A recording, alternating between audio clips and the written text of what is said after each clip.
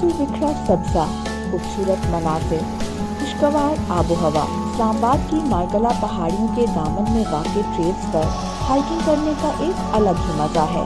पहाड़ियों के बीचों बीच बने ट्रेल्स हाइकिंग के दीवानों के लिए आइडियल जगह है। बच्चे हों या बड़े, सभी यहाँ का रुख करते हैं। एक्सरसाइज के साथ साथ तफरीह का भी भरपूर सामान यहाँ मुयस्सर है। ठंडे धार बहते पानी में ट्रेल फाइव की खूबसूरती को चार चांद लगा दिए हैं। बच्चों को पानी नजर आया तो उनकी खुशी का ठिकाना न रहा। सरसब्ज दरख्तों के बीचों बीच ट्रेल फाइव इस्लामाबाद के शहरियों के लिए कशिश का बाइस है। यहाँ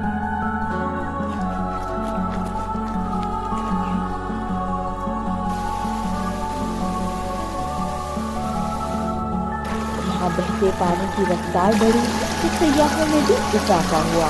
बहते झरनों का शोर, आलूदगी से पाक माहौल, सरसब्ज मनाज़िर रूह तक को पुरसकून कर देते हैं। यही वजह है कि शहर की बेहंगम जिंदगी से चंद मिनटों की मुसाफत पर शहरी इन ट्रेल्स पर वक्त गुजारने को तरजीह देते हैं।